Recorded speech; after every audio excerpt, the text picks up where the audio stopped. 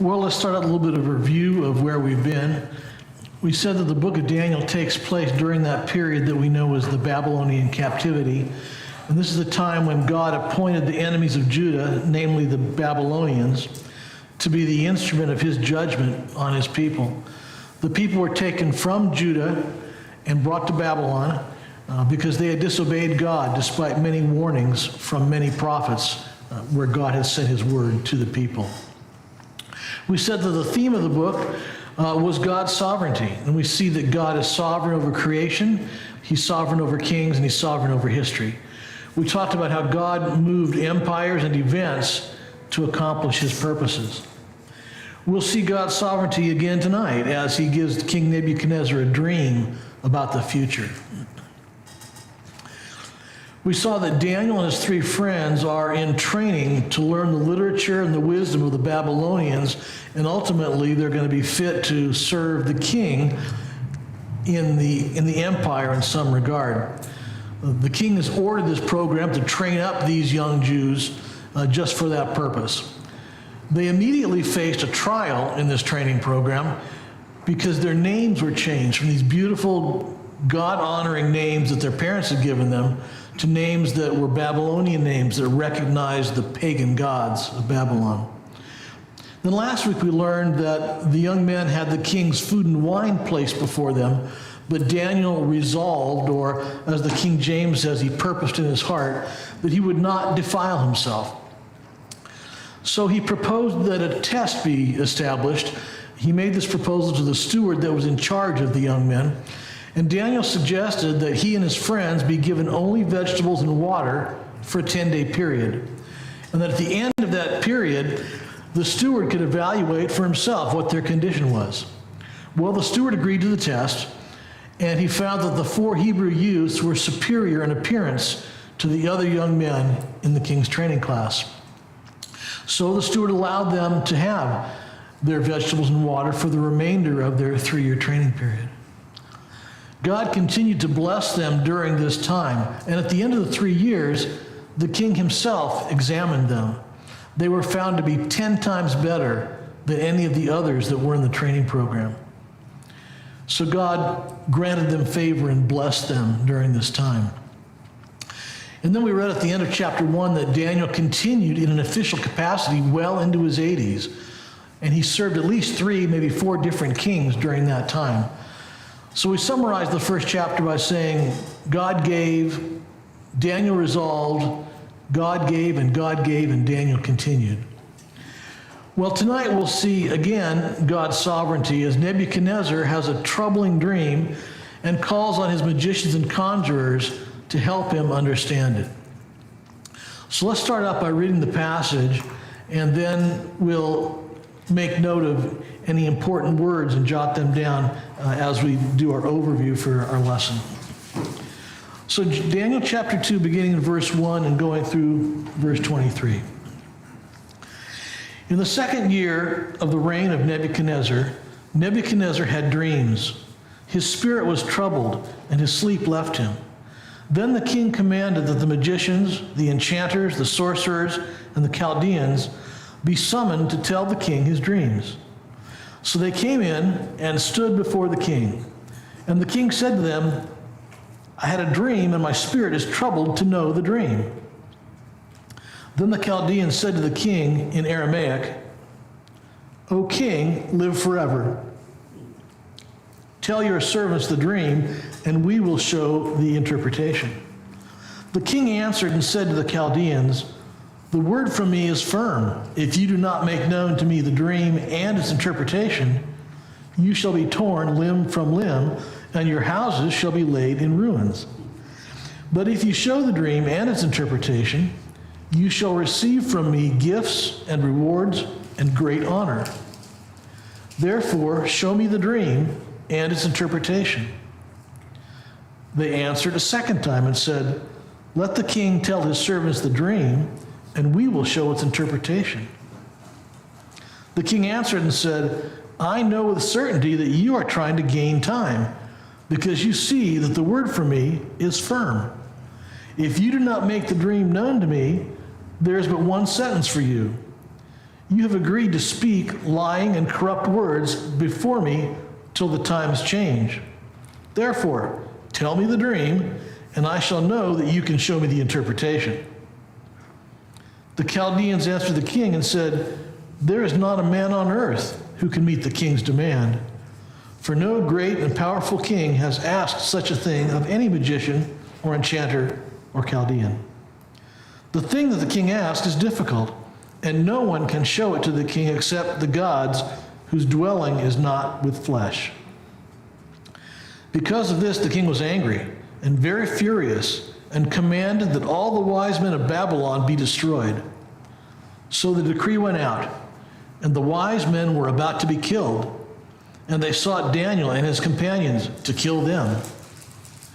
Then Daniel replied with prudence and discretion to Arioch, the captain of the king's guard, who had gone out to kill the wise men of Babylon. He declared to Arioch, the king's captain, "Why is the decree of the king so urgent?" Then Arioch made the matter known to Daniel. And Daniel went in and requested the king to appoint him a time that he might show the interpretation to the king. Then Daniel went to his house and made the matter known to Hananiah, Mishael, and Azariah, his companions, and told them to seek mercy from the God of heaven concerning this mystery, so that Daniel and his companions might not be destroyed with the rest of the wise men of Babylon. Then the mystery was revealed to Daniel in a vision of the night. Then Daniel blessed the God of heaven. Daniel answered and said, "Blessed be the name of God forever and ever, to whom belongs wisdom and might. He changes times and seasons. He removes kings and sets up kings. He gives wisdom to the wise and knowledge to those who have understanding. He reveals deep and hidden things. He knows what is in the darkness, and the light dwells with him. To you, O God of my fathers, I give thanks and praise. For you have given me wisdom and might, and have now made known to me what we asked of you, for you have made known to us the king's matter." Okay, what are the important words that help define this passage? Wisdom. Wisdom. Interpretation. No one. No one?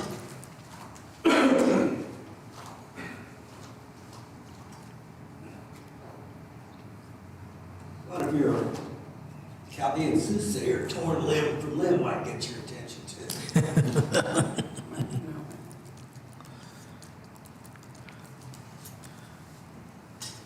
And he was the guy who could do it too.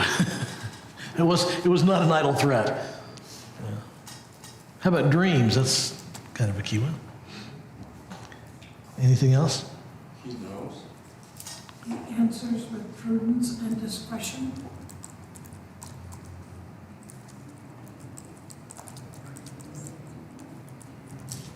And God gives the knowledge.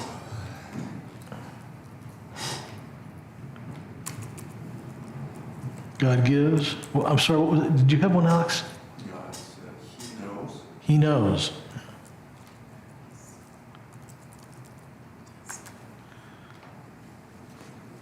Okay, great. Seek mercy. I'm sorry, what was that? Seek mercy. Seek mercy.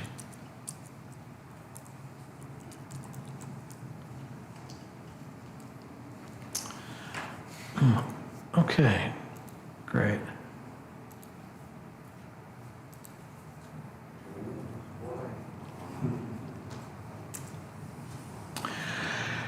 Well, we read in verse 1 that the following events occurred, it says, in the second year of the reign of Nebuchadnezzar. And the dating here raises some questions for us and has been debated, and we won't go into all the details, but just kind of cover it briefly so that you're aware. At the end of chapter 2, it says that Daniel and his friends were given great positions of authority, kind of jumping ahead a little bit there. after Daniel interprets the king's dreams. So the question arises, could that have happened before they completed their 3 years of training? Because this date during the second year of Nebuchadnezzar seems to indicate that that happens before they graduated their 3-year training program. So there's been a lot of discussion back and forth about this, but we learned that when they were brought from Jerusalem to Babylon, it was the 3rd year of Jehoiakim. And during that same year was when Nebuchadnezzar was out conquering the Assyrians and the Egyptians at the Battle of Carchemish. And then shortly after that, he received word that his father, King Nabopolassar, had died. So then Nebuchadnezzar returned to Babylon to claim the throne. And that all happened in 605 BC. So that's when the young men begin their 3-year training program. But the Babylonians counted the king's rule a little bit differently. If the king took the throne in the middle of the year or before their new year began in April, they didn't count those earlier months as part of his first year. So they don't begin counting the first year of the king until April of the new year. So these young men already have a head start in their 3-year training program before he even begins his first year as they count it. So then he's got a couple of years.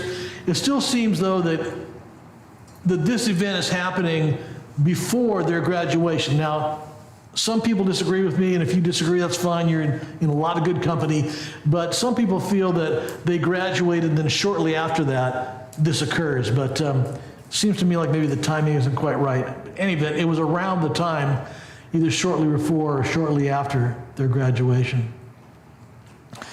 Well, it's maybe unusual that the king would offer them these powerful positions, but he had already made a commitment. He said that he would richly reward anyone who could tell the dream and its interpretation. And this reminds me of a similar situation that another king was in, King Herod, if you recall the situation with him and John the Baptist. We read that, somebody has Mark 6, 22 to 27. We'll remind ourselves of that.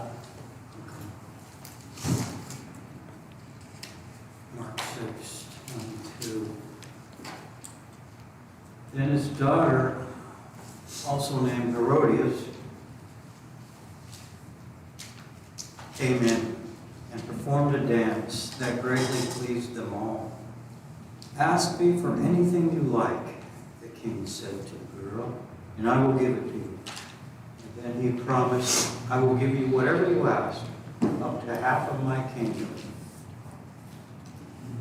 She went out and asked her mother, "What should I ask for?" Her mother told her, "Ask for John the Baptist's head." So the girl hurried back to the king and told him, "I want the head of John the Baptist right now on a platter tray." Then the king was very sorry, but he was embarrassed to break his oath in front of his guests. So he sent an executioner to the prison to cut off John's head and bring it to him. The soldier beheaded John in the prison. So King Herod made this promise, and got out a little ahead of his skis on this one, and said, "I'll give you anything you want." And when the request came back, "I want the head of John the Baptist," he kind of regretted he had said that, but he'd already made the promise, so he couldn't back down on it. And I think there's a little something like that going on here too, right? Nebuchadnezzar's made this promise. It was sincere. He may not have had the regret that Herod had, but still he's made the promise, and he's going to have to follow through on it. Well, we read that King Nebuchadnezzar is having these dreams. He's very troubled about it. They're keeping him awake at night. And we gain a little bit of insight as to what's happening here if we jump ahead to verse 29 of this same chapter. In verse 29, it says, Daniel is speaking to the king, and he says to the king, "To you, O king, as you lay in bed, came thoughts of what would be after this. And he who reveals mystery made known to you what is to be." So we get the idea there that Nebuchadnezzar is kind of thinking about his legacy, right? And this is a common thing. We see this happen in our day with men who are successful in business or politics. They've kind of accomplished a lot. And yes, they may have other things they want to accomplish, but their thinking begins to turn. They start thinking about, what about when I'm gone? You know, is my empire going to go to my family, or how, what's going to happen? They begin to think about legacy. And so that's what was happening with Nebuchadnezzar. He was looking ahead and considering what was going to happen after his time when he's gone. Like others, he wants his accomplishments to endure after they're gone. And this isn't really unique to kings either. We see this with a lot of people. They want to have their legacy carried forward by their children, so they try to impose things on their children or try to in some way reach out from the grave, in a sense, to affect their children. So this is a thing we see in human nature here, and that's what's going on here with Nebuchadnezzar. Well, he's troubled about the future, but God is going to tell him not only about his immediate successors, but he's also going to give him an overview of the history of the world up until Christ comes a second time. Now, it's not strange that God would use dreams to reveal things to Gentile rulers. He's done that a number of times, and just as a couple of examples we'll cite, one is Genesis 20, verse 3, and then with Abimelech, and then in Genesis 41, 1 through 8. So let's do Genesis 20, verse 3.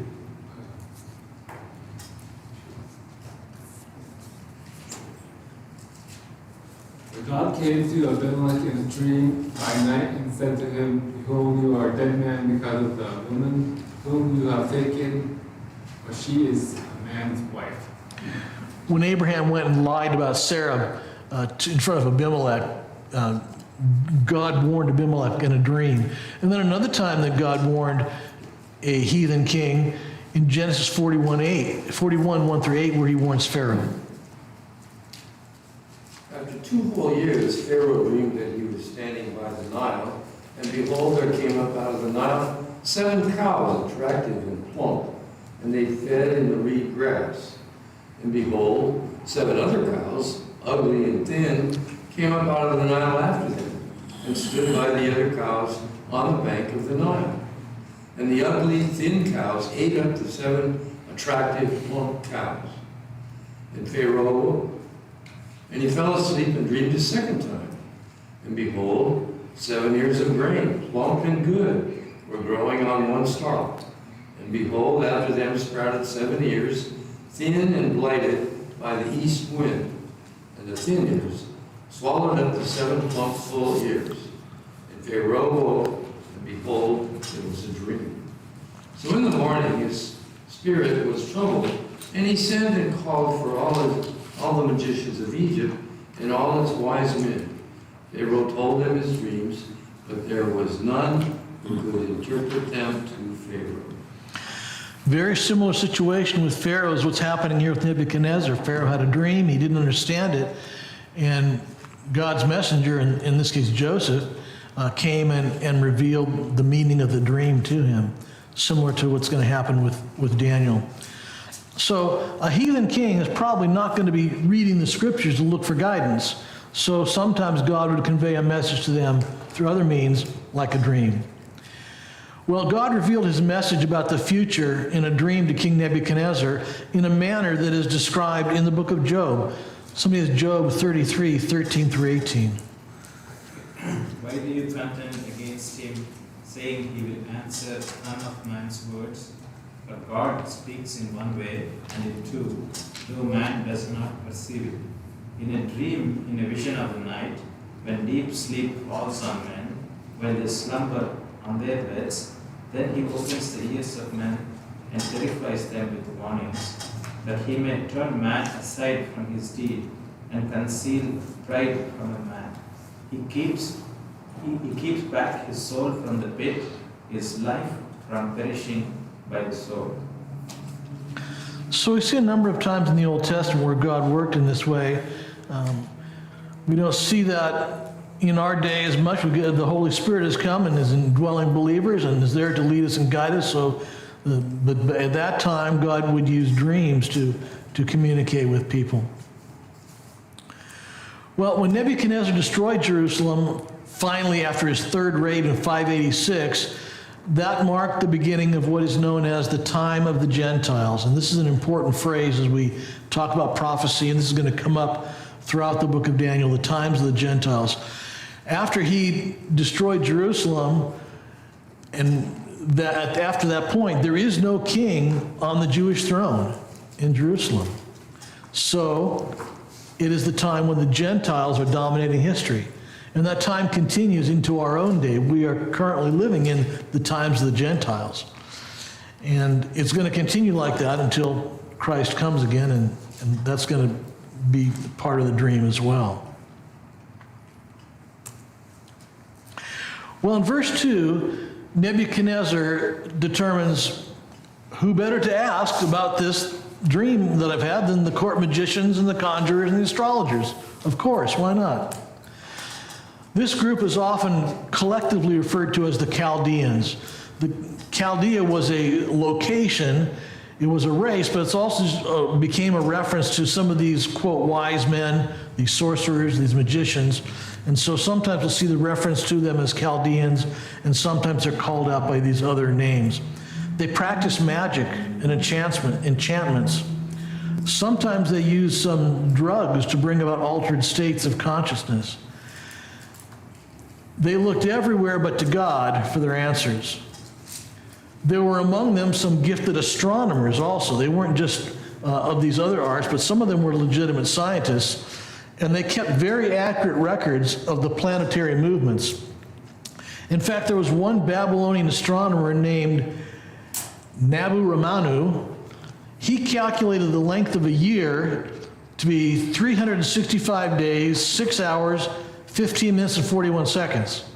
Well, he made that calculation in 500 BC, and he was only off by 26 minutes and 55 seconds. So, nailed it pretty close. So there was some good observation, some good skills, some good science among these guys, in addition to the other things that they were involved in. Well, the king announced to them that he was anxious and troubled by his dream. He was unable to sleep, so this may be occurring in the middle of the night or early in the morning that he calls them in. He wanted to know the dream. Now you can almost sense the Chaldeans are kind of swelling with pride as the king speaks. They're thinking they would make great pretense of interpreting dreams, so they're probably pleased that the king is calling upon them and seeking their wisdom. They would have another opportunity to spout off their thoughts before the king. They let the king know that he came to the right place for answers. Just tell us the dream, and we will let you know the meaning. They kept very accurate records of the movements of the planets, and they also had a record of the symbols that frequently occurred in dreams, and so they had this whole chart of interpretation they could call on. Well, there's one important thing to note at this point in the middle of verse 4. If you'll notice, the text says, verse 4, then the Chaldeans said to the king in Aramaic, and after that point, the language changes. And for the next 3 chapters, it's all written in Aramaic, not in Hebrew. So this goes on from that middle of verse 4 all the way through chapter 7. So it's in Aramaic and not Hebrew. And the only other part of the Bible that's written in Aramaic is a section in Ezra. Otherwise, the Hebrew is the main language of the Old Testament and Greek in the New Testament. So Aramaic, though, was the common language of the Assyrian Empire. It was the people, the language of the people, if you will. So this section in chapters 2 through chapter 7 of Daniel shows God's sovereignty over Gentile nations, so it's appropriate that it's written in the primary Gentile language of the day. And then in chapter 8, as we get there, we'll see that Daniel returns to the Hebrew language. And it's interesting, just as kind of a side note, that during that time in captivity, Aramaic became very familiar to the Jews, and they adopted that really, and that became their main language. And we know this because we see in Nehemiah that when they returned to rebuild the temple, Nehemiah reads to them from the Hebrew book of the law, but then he also has to translate it for them because they've forgotten their Hebrew. They've adopted the Aramaic. Well, the king is not pleased when the Chaldeans offer to interpret the dream if he would tell them what it was. Nebuchadnezzar wanted them to tell him both the dream and its meaning. Now, some Bible scholars feel that Nebuchadnezzar really did remember his dream, and he's just kind of fed up with his Chaldeans and wants to kind of put them to a test. And others think, well, no, he really did forget the dream. And I tend to think there's a little bit of both going on here, right? I know sometimes I can wake up in the morning and I know I've been dreaming, but I can't tell you the details of it. Have you had that experience? Once in a while, it'll be vivid and I can remember some sections of it, but very often I'll say, wow, I was dreaming a lot last night, but don't ask me what it was because I couldn't tell you. And I think maybe that's what's happening here with Nebuchadnezzar. It was a troubling dream, and he knew he was troubled, but maybe couldn't recall the specifics of it. But I also think he was kind of fed up with some of these conjurers and magicians and wanted to put a test out to them. So God has given Nebuchadnezzar this miraculous dream and then caused him to immediately forget it. God has a purpose in this as well. So Nebuchadnezzar has become skeptical of the Chaldeans. He thinks they're stalling for time, hoping they'll maybe catch him on another day when he's in a better mood. But the king's reply is immediate and forceful. If they won't tell him both the dream and its interpretation, he can have them torn limb from limb. He's going to have their houses destroyed, their families with it. This was a common punishment. Not only am I going to destroy you, but I'm going to wipe out your family as well. So his feeling is, if you have all this insight and wisdom, now's the time to show it. So let's pause there for a question to consider. Let's see if you have any thoughts about this. Nebuchadnezzar was a really smart guy. We know this from the fact that he was interviewing the young men at the end of their training period. So if he was brilliant, he could see through the corruption and deception of the Chaldeans. Why was he calling on them? Why do you think he would rely on them or look to them? This was his second year. It said it's his second year. Right. So these guys had been advisors to his father. So it may have started out with an effort to acknowledge his father's role and his legacy, but ultimately, as any dictator or king wants, he wants to establish his legitimacy. And so that may have been what provoked him to start with these guys. Yeah. He may have also been just, as you said, suspicious of how they manipulated and guided his dad, too. We don't know. Yeah.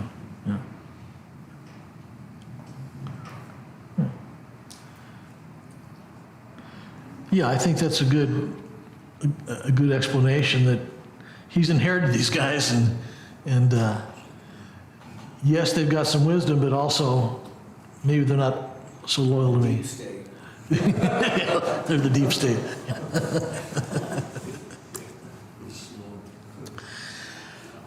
Well, we see in verse 6 that Nebuchadnezzar issued a promise in addition to the threat he had given. He would give the Chaldeans gifts, rewards, and great honor if they told him the dream and its interpretation. And again, all they can do is ask the king to tell them the dream. They'll be happy to interpret it if he would do that. Well, this answer, again, is angering the king. He saw that they're bargaining for more time. He recognizes that it would take supernatural insight to deliver his request. If they don't have this insight, then he has little need for them. So Nebuchadnezzar asks another time for them to tell him the dream and its interpretation. The Chaldeans replied that no one on earth could do what the king is asking, and for that matter, no king had ever made such a request. Well, that's true. We finally see them confess their inability. In verse 11, they point out the only gods, the gods of Babylon, that only their gods, that is the gods of Babylon, could have this kind of insight. And these gods of theirs do not communicate with men. Well, that's because they're non-existent. So the king's anger boils over. he realized that all his wise men weren't so wise after all. He had enough excuses, and in verse 12 and 13, he uses a command. The order goes out to kill all the wise men in Babylon, including Daniel and his friends. In verses 14 and 15, the captain of the king's guard comes for Daniel and his 3 friends. This is really a remarkable scene here. Arioch is not only the captain of the guard, but he's also the chief executioner. He's the guy that's been appointed to go and carry out these executions. So this chief executioner comes to the door, and Daniel asks him a question because he did not know what happened. It's extraordinary that Arioch would even entertain the question, rather than just immediately killing Daniel. So it seems that here again, just as we saw in chapter 1, Daniel has been granted favor and compassion in the eyes of his captors. Here, he's been granted favor and compassion in the eyes of Arioch because he's able to ask him this question. Now, we can also note that this moment is also an answer to something Solomon prayed for 300 years earlier. Let's review that. Somebody has 1 Kings 8, 46 to 50.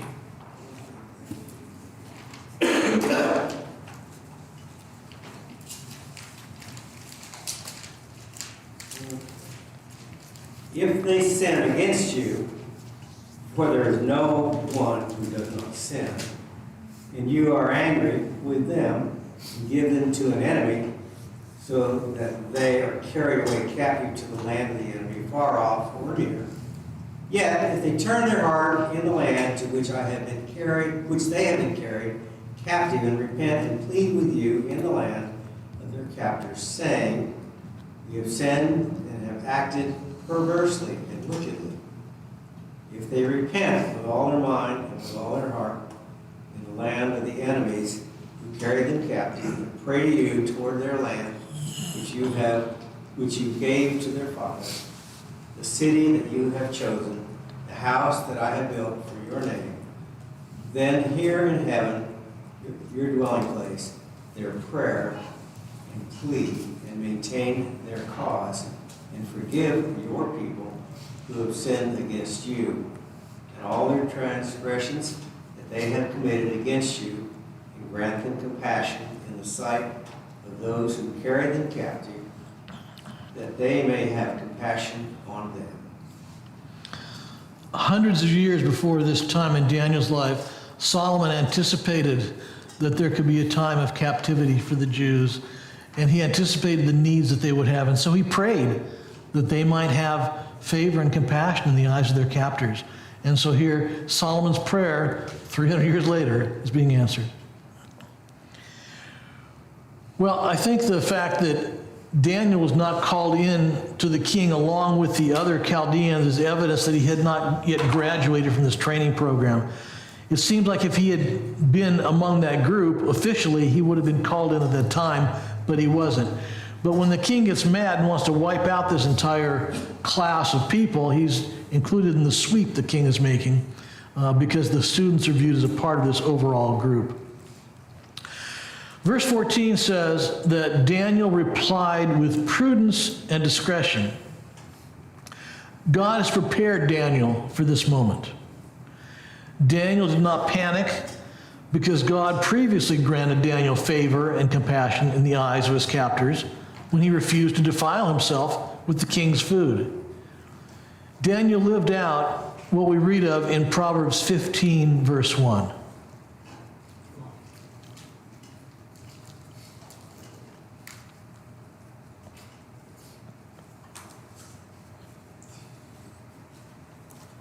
Stop the answer turns away wrath, but harsh words stirs up anger.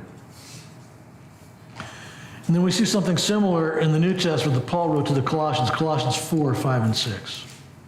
Walk in wisdom towards outsiders, making the best use of the time. Let your speech always be gracious, seasoned with salt, so that you may know how you ought to answer each person. Gracious in speech, and we see that in Daniel's case here. Well, but he also displays boldness in addition to this prudence and discretion. he goes to the king to request a time when he would make the interpretation known. What courage it took for him to go before the king without an invitation. Back in that time, that just wasn't the case. The king had to invite you into his presence. But here we see that Daniel goes to the king. He was confident that God would provide the answer, so he approached the king, who had just ordered the execution of all the wise men. I mean, amazing that the king would agree to see him, right? Again, God has favor and compassion in the eyes of the king as well. So he approaches the king. He makes no excuses. He doesn't ask the king to tell him the dream. He merely asks for an appointment time. Can I get on your calendar, king?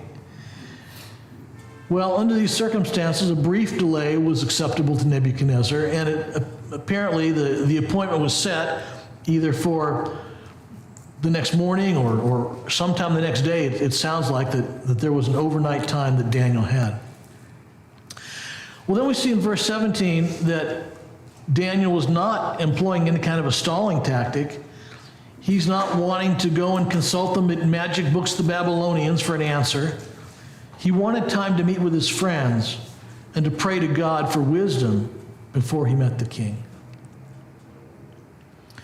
So Daniel and his friends knew that God had revealed dreams to the king of kings to Joseph.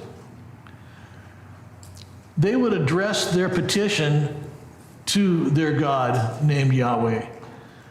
The Chaldeans had no way to communicate with their gods, but Daniel knows his God is compassionate and would hear his prayer. They prayed that God would be merciful and reveal the mystery to them so they would not be destroyed. There's no record of what they prayed or how long they prayed. The next thing we read in verse 19 is that God revealed the mystery to Daniel.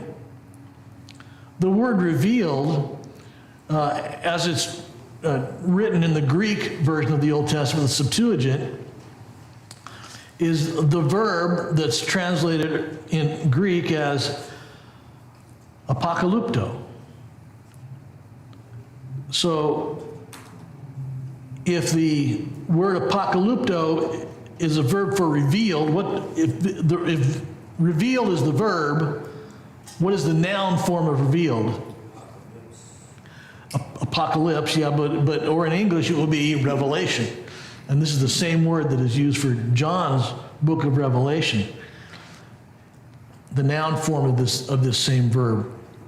Now, it literally means to take the cover away from. So it's like if you had a bowl that was covered with a cloth and you took the cover off of it. That's what revealing means here. The king's dream was not a mystery because it was difficult to understand. The king's dream was a mystery because it was impossible to understand the meaning of it until it was apocalypto, until it was revealed, until the cover was taken off.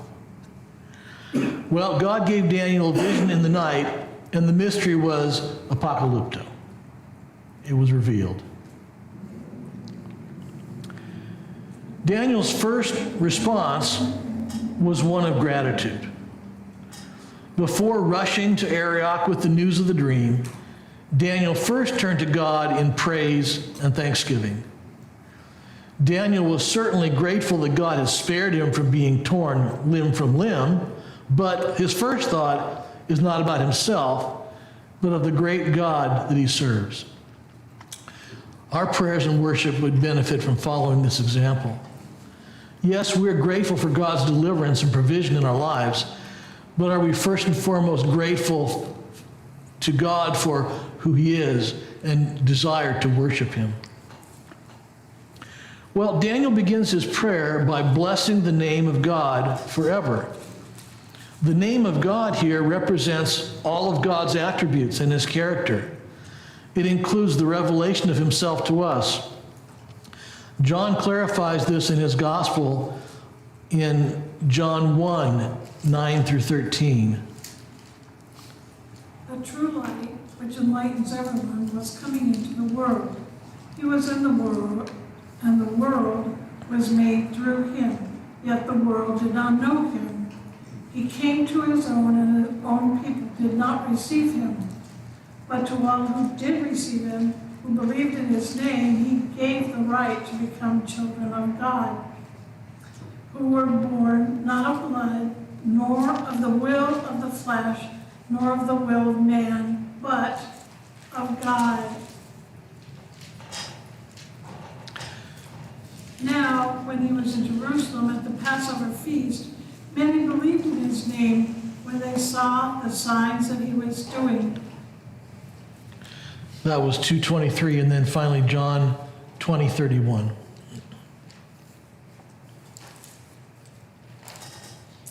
But these were written so that you may believe that Jesus is the Christ, the Son of God, and that by believing you may have life in his name. So just as God is revealing the dream and its interpretation of Daniel, God has revealed himself to us in the person of Christ. Daniel calls for God to be made known and glorified in all his attributes. Back in verse 4, the Chaldeans gave Nebuchadnezzar the obligatory greeting, "O king, live forever." Now Daniel ascribes eternal blessings to the King of Kings and the God of the universe. Verse 21 is really a great presentation or summarization of the theme of the entire book of Daniel. God is sovereign over kings and history. This directly counters or runs against the Babylonian religion. The Babylonians believed in astrology and horoscopes, and that was part of the education that Daniel and his friends were receiving. But in this belief system, they think that the times and the seasons are fixed by the regular movement of the stars. Think about horoscopes, right?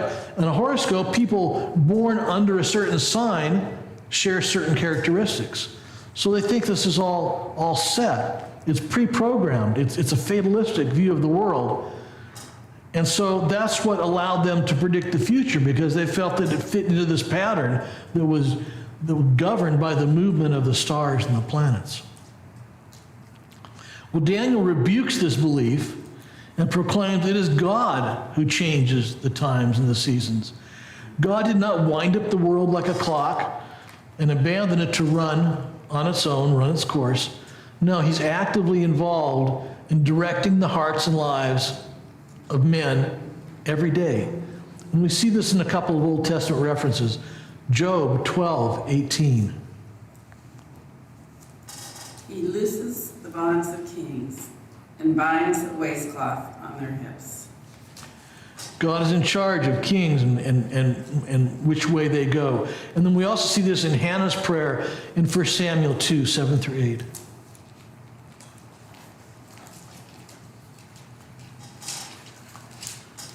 The Lord makes one poor and another rich. He brings one down and lifts another up. He lifts the poor from the dust, yes, from a pile of ashes. He treats them like princes, placing them in seats of honor. For all the earth is the Lord's, and he has set the world in order. Well, these are just a couple of many references that we could turn to that talk about God and his sovereignty over his creation, over his people, over kings. God has set the world in motion and continues to be involved in it every day. Daniel found comfort in God's sovereignty, as should we. In verse 22, we again see that God apocalypto the hidden things, or God revealed the hidden things. There is no darkness with him because he is light. And we see a couple of references on this. Somebody has 1 John 1:5. This is the message we have heard from him and proclaim to you, that God is light, and in him there is no darkness at all. And then again in Psalm 139, verses 11 and 12. If I say, surely the darkness shall cover me, and the light above me be night, even the darkness is not dark to you. The night is bright as the day, for darkness is as light with you. So God is light, and Daniel knows this God of light and knows that he's going to reveal these mysteries to him. Daniel calls to the God of his fathers in verse 23. This is a reference to the patriarchs, Abraham, Isaac, and Jacob. He is affirming here, by using these words, that God is a covenant-keeping God. God had called Abraham out of Ur of the Chaldees. Interestingly, that's in the same region where Daniel finds himself right now. He's near this Chaldean region where Abraham was when God called him. And God called Abraham to a promised land that he was going to give him. Well, Daniel knows that God will again restore his people to that land. And after praising God for who he is, Daniel acknowledges that God has made the king's matter known to him. And so next week, we're going to see what the king's dream was, and Daniel's going to reveal both the dream and its meaning to the king and everyone in the court. Well, a couple of pictures for tonight. This is a sketch that Rembrandt did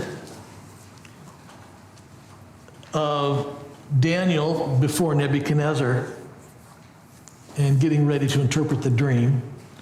There are a number of these. I'll share a couple tonight and pick up a couple more next week that set this scene either about Daniel before the court of Nebuchadnezzar or about the image, the statue that Nebuchadnezzar dreamt of.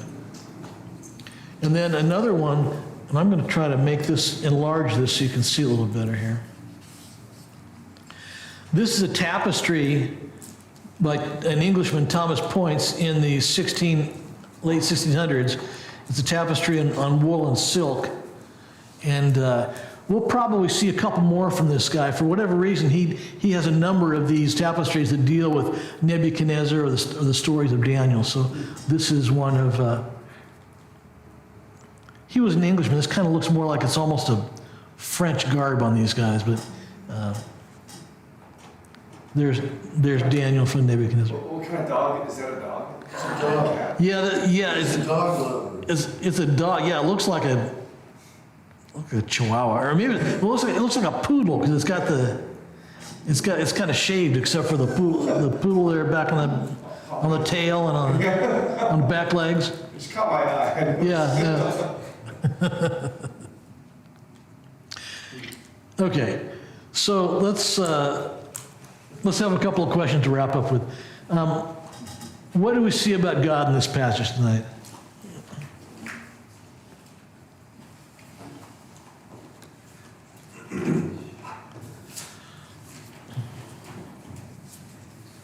He's sovereign. He's sovereign, yeah. I mean, I think Nebuchadnezzar's story is one of my favorites. I always wonder if pastors are allowed to have favorite portions of the Bible. The whole thing is scripture, okay? It's in there and all of it's, prophet instruction. But I just really love the whole thing with the youth, with God working on Nebuchadnezzar. It just says so much. It's such a microcosm. You have all these things about his sovereignty over all the empires, and you have prophecies in Daniel about Jesus. Daniel's just an incredible book, and the whole thing is just woven with God's hand upon all the nations and rewarding of faith and all of this. You have Daniel's saving the lives of you non-Christians here, pagans. He's going to save their lives. It's just rich with a lot of applications for us and implications about who God is. So you have a contrast of Nebuchadnezzar with God, because Nebuchadnezzar is willing to just kill everybody because they cannot give him this thing, and God's going to save all of their lives in contrast. And then I think Nebuchadnezzar, even at the end, seems to get saved too. So just very, it's one of my favorite sections of the Bible. Yeah. Yeah, and even though these magicians and conjurers had their lives spared because of Daniel, it doesn't take them long to forget that and turn against him. So, That's right. No good deed goes unpunished. Right. But God is true to who he is through all the generations. Yeah. He says who he is and he's true to that. God also gives you everything you need to achieve your goals if they are aligned with God.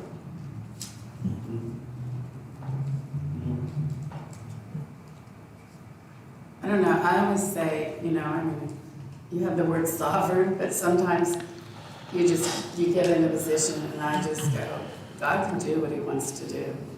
You know, we can overrule any of us on, you know, any of our decisions, Yeah. whether they be in his plan or not in his plan, but God can do what he wants to do. With any leader, with any enemy, with any believer, with any, he can use good people for bad, for, you know, punishing the Jews. He can use enemies for punishing the Jews.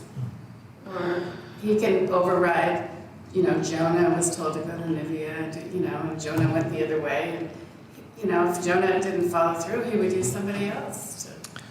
Yeah, I think that's so good, Kathy. Not indispensable is what I mean. Yeah. We talk about sovereign and kind of lofty terms, but a little more blunt way of putting it is God can do whatever he wants to do. Yeah. And oh, by the way, he doesn't owe you an explanation for it. Sometimes when you're, yeah.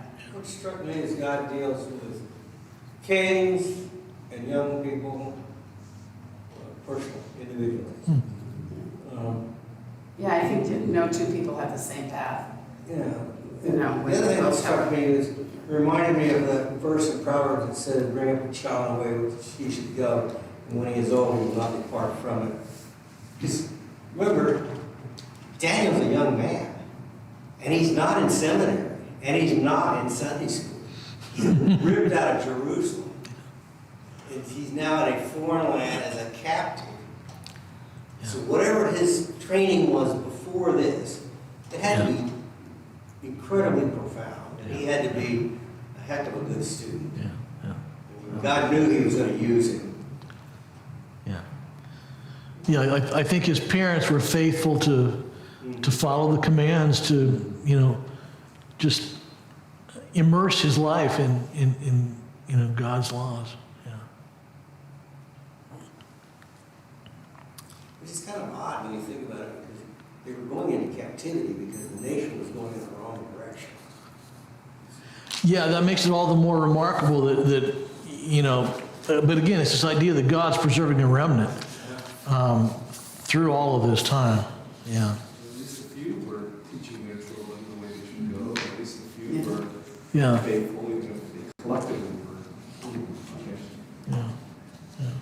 I wonder sometimes, being and I were talking earlier today, it's not as if I want to torture my kids and, you know, put them in real, you know, difficult, harsh circumstances, make them spend a night at Skid Row and you're going to build character, kid, that kind of thing. You know, like how do we instill character without pressure? And at the same time, I mean, there's got to be a way to every day encourage their walk before the Lord, encourage them to build character such that if they ever were taken away from their parents, that they would still know what is right and good. And you know, it's up to the Lord ultimately because He's sovereign, but it's not as if I'm conjuring ways just to make their lives miserable so that they'll trust the Lord. There's got to be a way, just in Deuteronomy 6 kind of ways, you know, when they're awake, when they sleep, when they go to bed, just to be instructing them in a godly worldview and a deferential attitude to the Lord, so that when times do get hard, I tell my kids all the time, this is gotta easy right now. Times are going to get hard. I cannot protect you from all of them. So I'm trying to prepare you, but I appreciate when times are good and maybe something like this happens to you. And, you know, we were talking to Uriah before he got baptized and asked Uriah, you know, what if mom and dad, you know, said, we don't believe this anymore and we're not going to be Christians? And I felt really bad. He's such a little teary-eyed, you know, and he says, well, you know, I would tell you, you know, you need to, you know, believe in the Bible, or I forget exactly what he says. But it's basically, no, you need to believe in Jesus. And I just, for that, you know, he's 7, so just for him to think of his parents suddenly like just turning like against him and what he started getting a little bit teary-eyed, and then I almost immediately regretted asking because it was such a hard question. But he gave him a pretty decent response under the pressure of it. Is that he would charge us to and beg us to not forsake the Lord, that kind of thing. And, I don't think you can even. I don't think that's a result of good parenting. Some of that is just God being very gracious to him and to us. That's sort of the question, isn't it? Like, what if your parents were there to guide you in this? Would you still follow?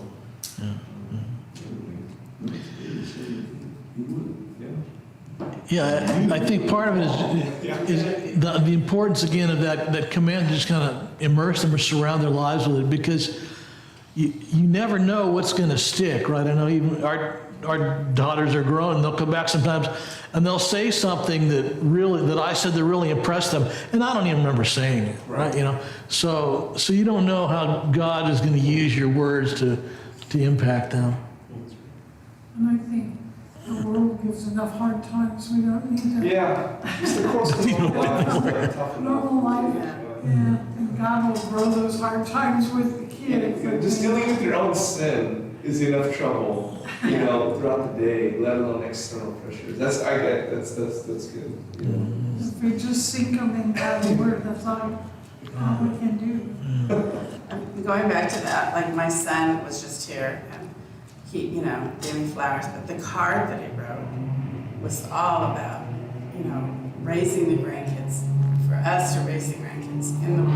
And thank you, Mom, and thank you, Mom, and thank you for being such. So I think that won't, happen if you stay in the Word and you reveal it to your kids. Then someday they will have such capacity and gratitude for. And I was just not expecting that, but